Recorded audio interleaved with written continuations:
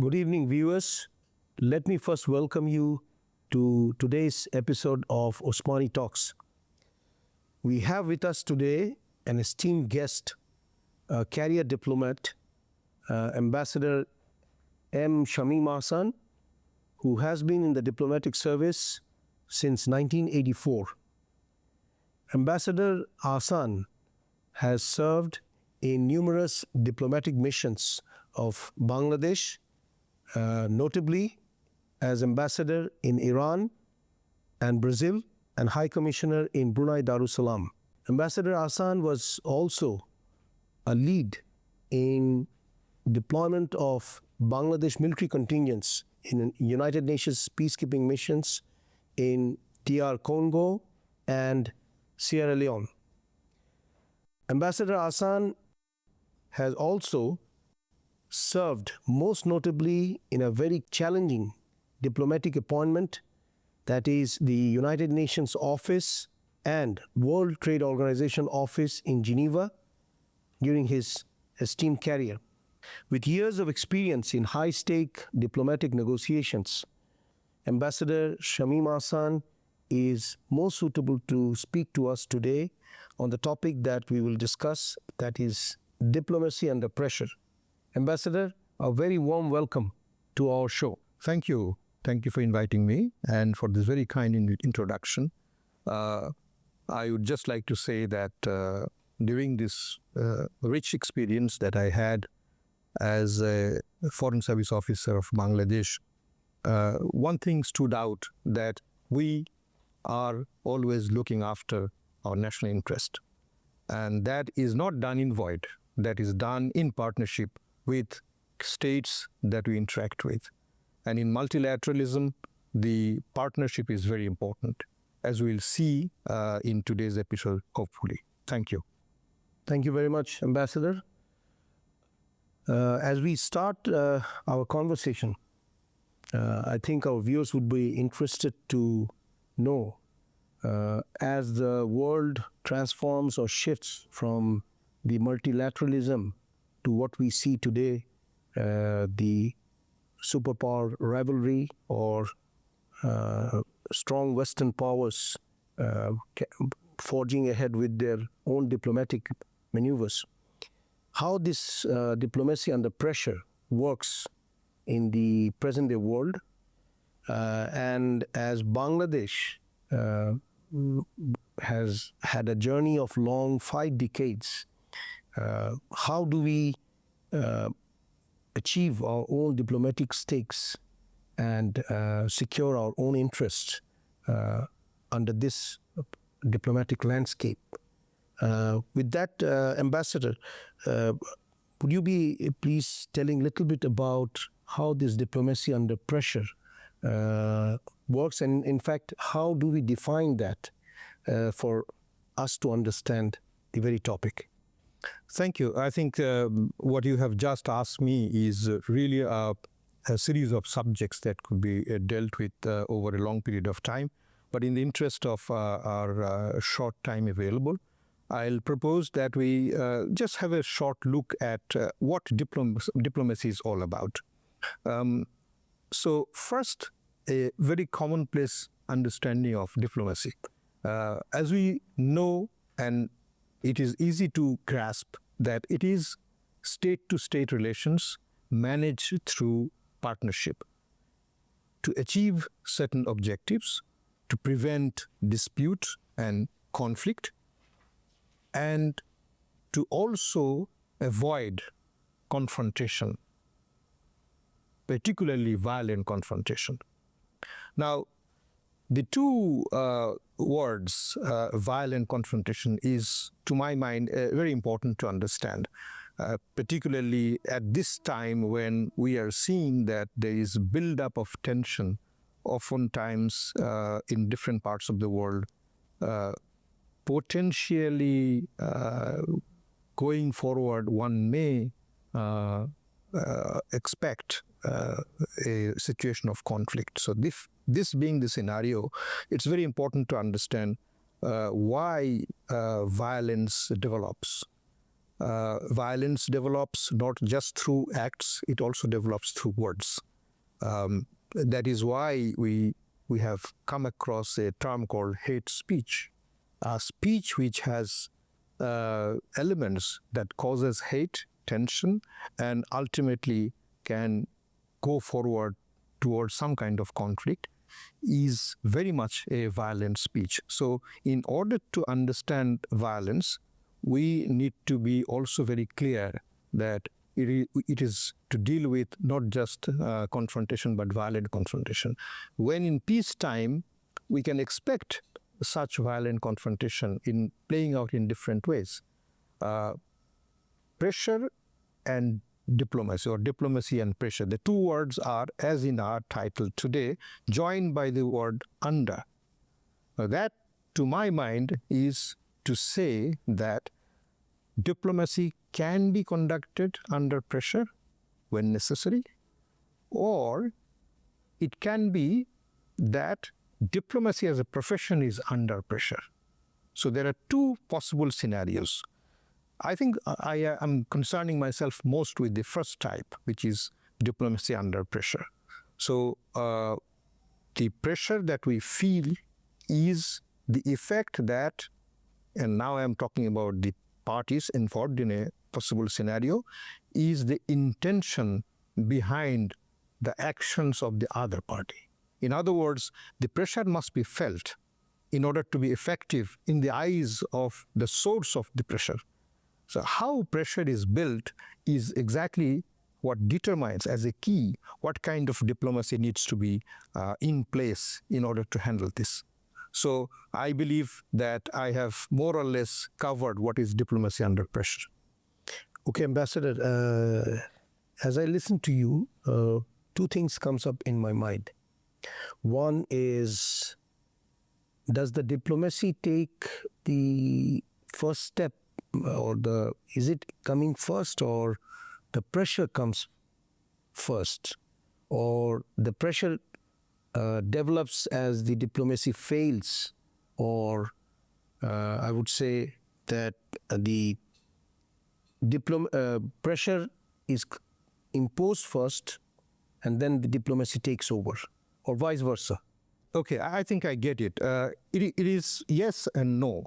Yes, because there are instances where diplomacy precedes pressure, because normal conduct of diplomacy is supposed to be without pressure on a particular subject. Now, if there is a turn in that issue or on that subject which causes one of the two parties to build pressure in order to achieve objectives, then we can quite clearly see that here there was a common or normal diplomacy conducted, but at one point in time, the pressure starts building up.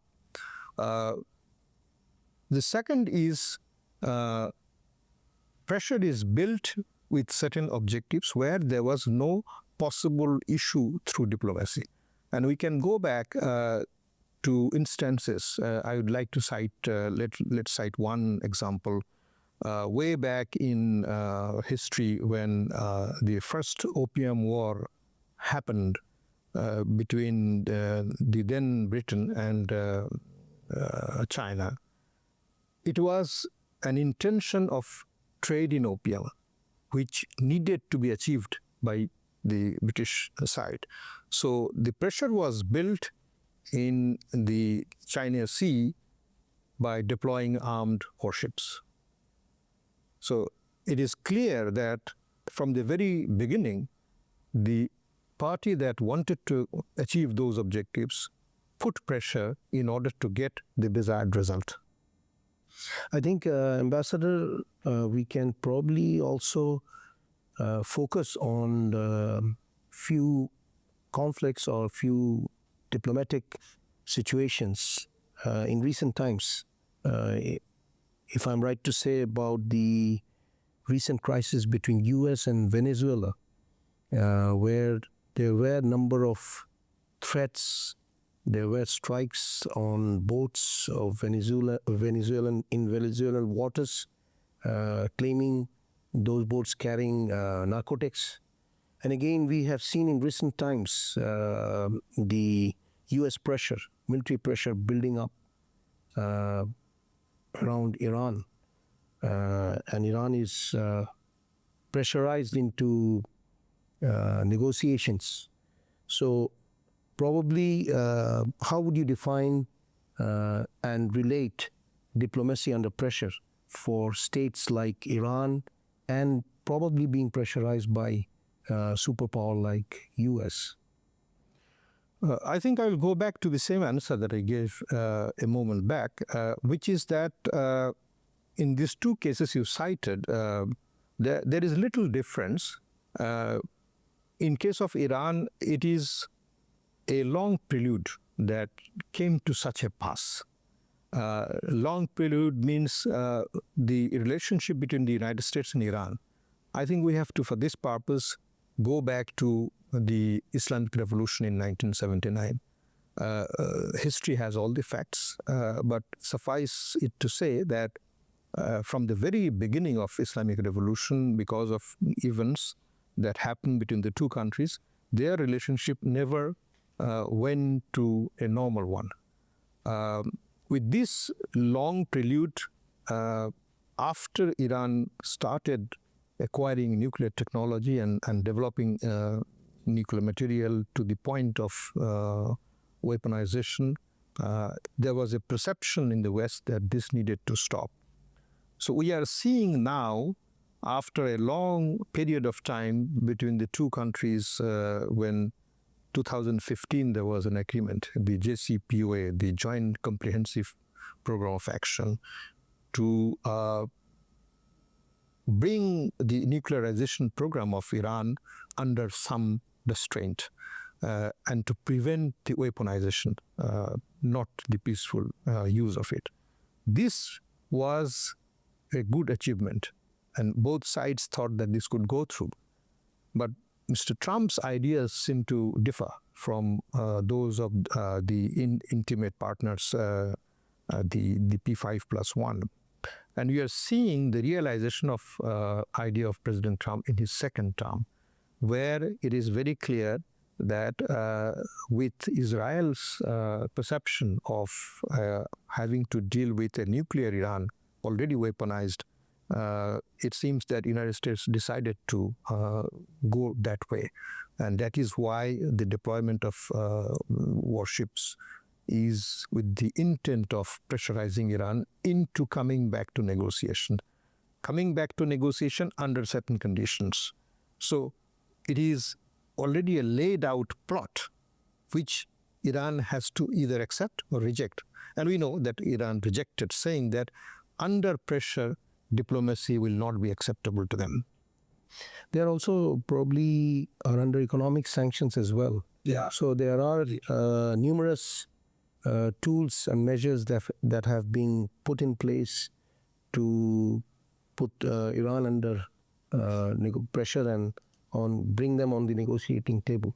So as we discuss that, I think our viewers might also find interest to see that how did this diplomacy under pressure worked once the world was under the Cold War era, and how it has transformed, or is there a change as the world has come to multilateralism, and very recently from multilateralism to sometimes breaking the international norms and getting the diplomatic interest of certain countries being materialized or realized through pressure.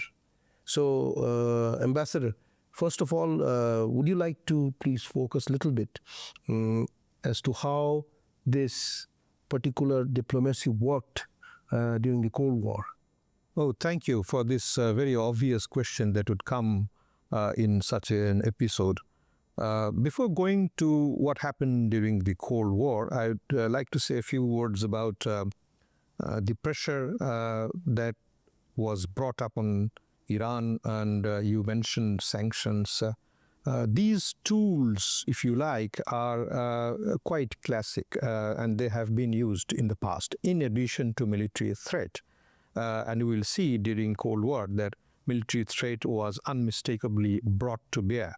But let me say that pressure, even to this day, takes many forms. Consider economic or financial sanctions, you mentioned yourself. Financial integration is a feature of the international life we live. Payment systems, internationally integrating all the countries of the world. Now, if there is a disruption, if it is intended to put pressure on certain countries which may not have an alternative to use, that is a pressure.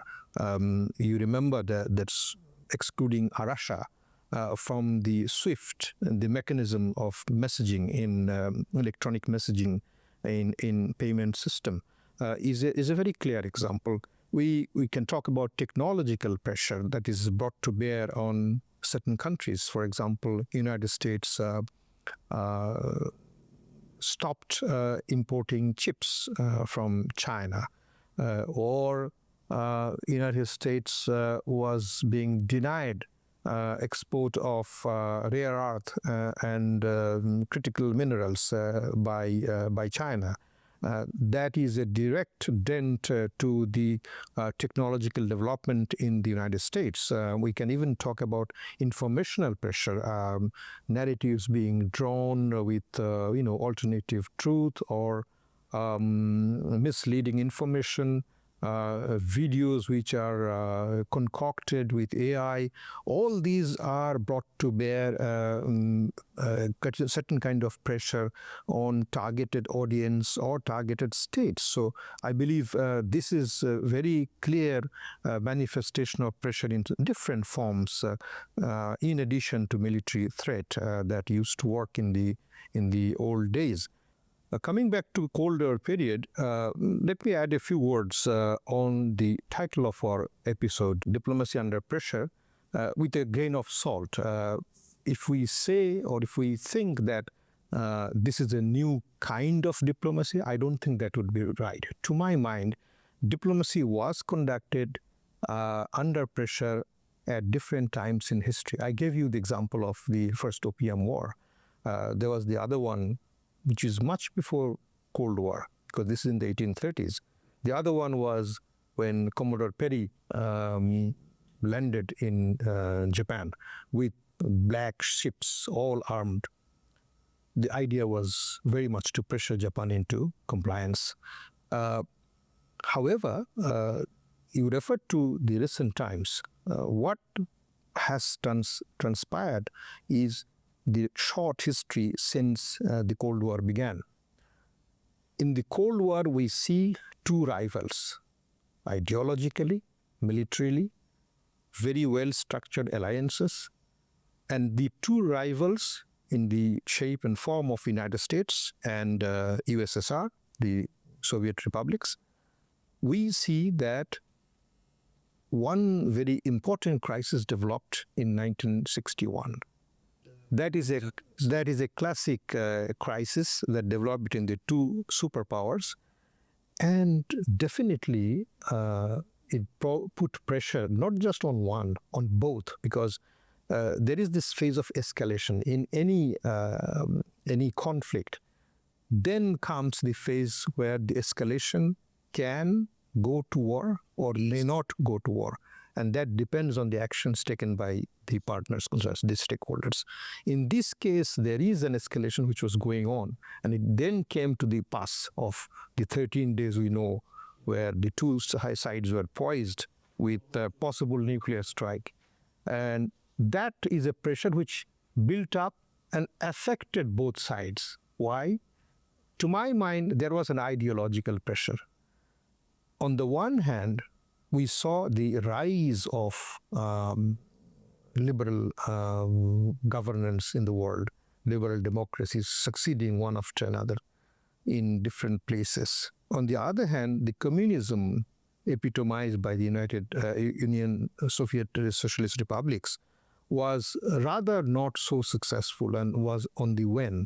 So this came to such a pass that they decided to de-escalate in the interest of survival. One must also understand that in those days in Cold War, because of the bipolar situation, the two sides being nuclear, there was this military doctrine which was very effective, the mutually assured destruction. And that worked as a key to de-escalate through the Cuban Missile Crisis at the very last. The same logic could be brought up to the end of the Cold War.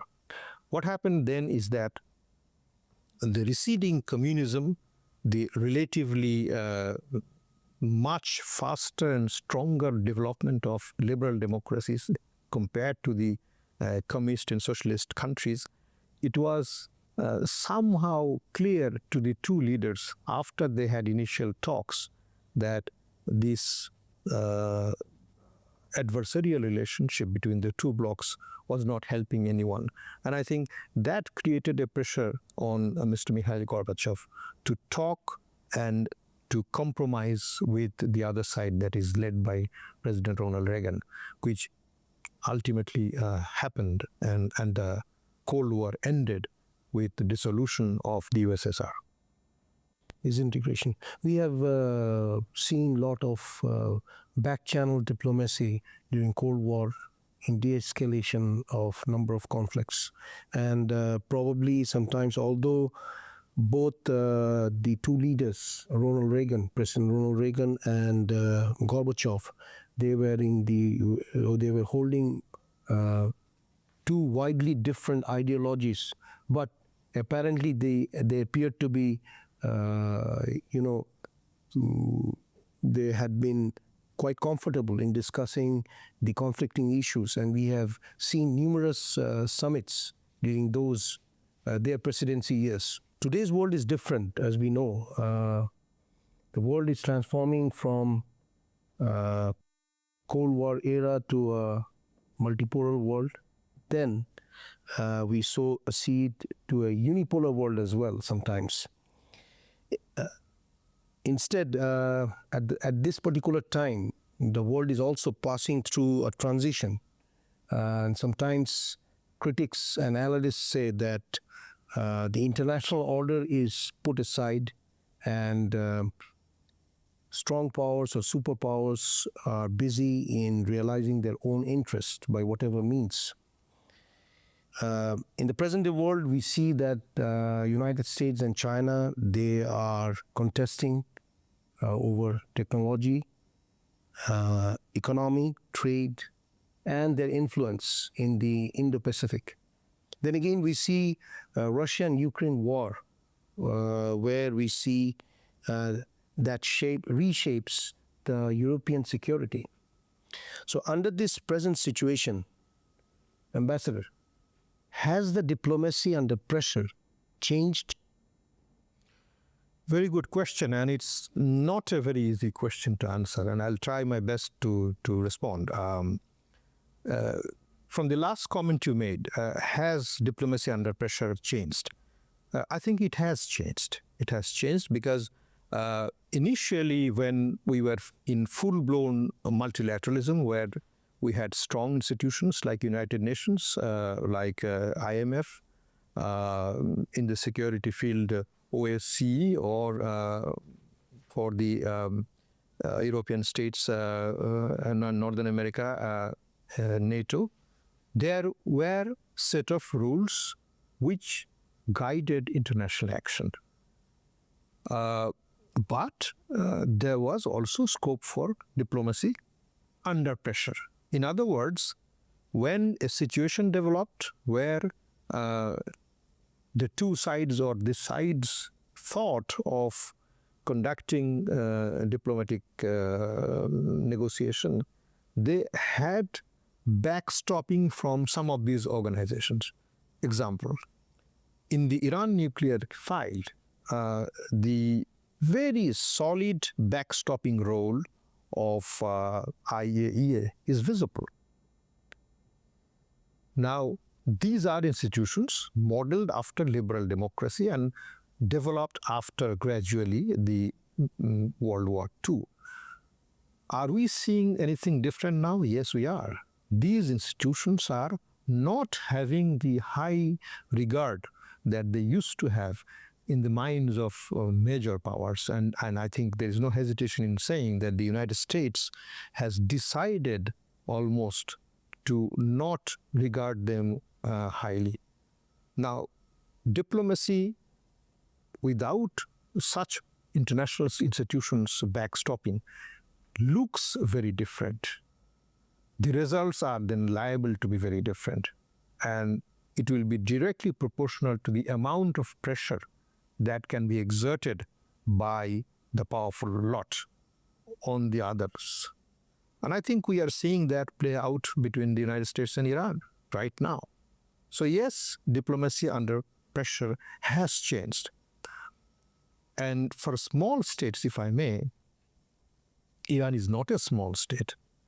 But for small states, it's even worse. Again, it may not be classically a small state, but Venezuela is, I think, in some ways a small state, smaller than in power projection. One of the largest oil reserves. Yes, but that is not exploited to the full. So their vulnerability has been exploited to the hilt by the United States, and we know the drama that has taken place. So these are the changes which happened over time. Ambassador, as you referred to small states, so I would like to focus on our own country, Bangladesh. Much has changed after the independence, the last 5+ decades for our country's landscape. With the strategic position of our country in South Asia and in the Indo-Pacific, Bangladesh has certain strategic realities. The Rohingya crisis itself and the Bangladesh's strategic position between India, China, their interest with our own country attached. We are an export-dependent country and we have climate vulnerability. So under all these strategic realities, how do you see Bangladesh navigate through the international landscape, international diplomatic landscape with this phenomena in focus? Thank you. Again, I think this is the question of the day, and it involves our own country, Bangladesh, as a small state. You have rightly said that since our independence, Bangladesh has come a long way. There is no doubt in that. Bangladesh is categorized very solidly as a small but active and responsive, responsible polity. There are innumerable examples. Bangladesh has engaged with the international community right from the day one. So typically, Bangladesh relies on its international relations. When the situation has changed to what you just described, that there are nearer home and further afield situations developing involving strategic rivalry, that can and perhaps do affect Bangladesh in one way or the other. You mentioned the Rohingya issue.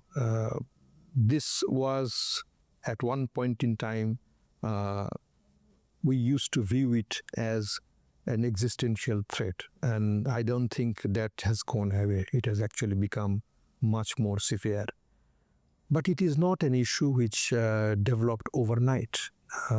We know there were two very distinct and specific influxes of Rohingya people in our history, first in 1978 and the second time in 1992. But in between and thereafter also, we do know that taking advantage of this porous border, there has been groups of people coming in because there was significant level of hatred and atrocities visited upon them. So if you want to be specific, I can probably say between 2011-12 to 2017, the situation in Rakhine State regarding the Rohingyas developed in a fashion with all the clear markings of a serious exodus.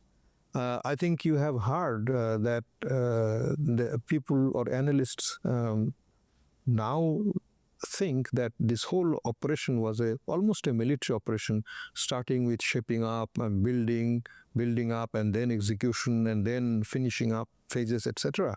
So that tells you that this particular issue was building up as a pressure on us. It is another question whether we were able to grasp that pressure and take the right step. At this stage of our conversation, let me bring in one important point. The pressure that is put on a given state is not always emanating from another state. There can be international institutions which may bring pressure to bear on a state. For example, World Bank or IMF. A very recent case would be, if I recall correctly, the IMF was in conversation with the Bangladesh government for a loan the government required to the extent of $4.7 billion to be given in tranches. At one stage, if I recall correctly, the loan conditionalities included from the IMF side suggestions to reform the central bank, that is the Bangladesh Bank. It also included suggestions to increase the energy price. And remember, at a time when, due to ongoing sanctions and disruption of supply chain, the price of energy was already too high for the common man. Therefore, the government was actually finding itself at a very difficult spot due to this pressure. Now, coming to the other broader regional and global issue, which is strategic rivalry. Yes, Bangladesh has a strategic position, geographically speaking. Bangladesh has certain realities that can count as Bangladesh's strengths, but also certain realities that may be our vulnerabilities or weakness. So all told, we need to focus on those things in order to develop a national unity and a strategic culture, credible military deterrence, and a very competent professional diplomatic apparatus. There is no second opinion about that. Because at least in the recent times, the July uprising has liberated people's mind, and there is a strong desire to go forward full-blown democracy and economic development without any discrimination. Now, this is something that also has some dimensions which may not have been properly grasped. These days, there is a question whether or not we can unite the whole nation around the July desires or the aspirations. If not, and I'm talking about a simple possibility, if not, we will not remain united. We will have weaknesses and vulnerabilities which can be taken advantage of.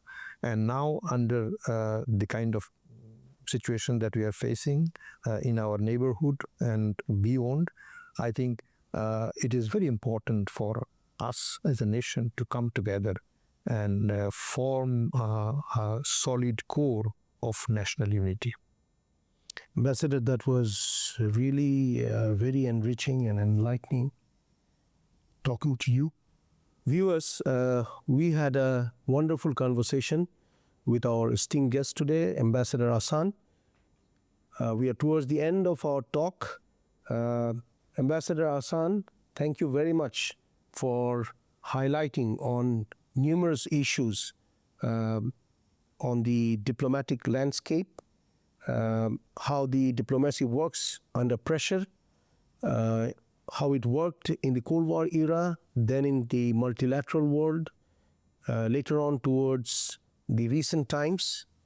Ambassador, I think you rightly pointed out, Bangladesh is a small country, a new government, has already started his journey. We only hope that as our own national interests are being secured, not under pressure, but with matured diplomatic maneuvers and securing our own national interests. Thank you very much, Ambassador, for giving us your valuable time. Thank you for having me. We hope to see you again in our show. Thank you very much. Thank you very much. Viewers, if you have enjoyed our conversation, please share our podcast with your friends and colleagues. Until next time, goodbye and Allah Hafiz.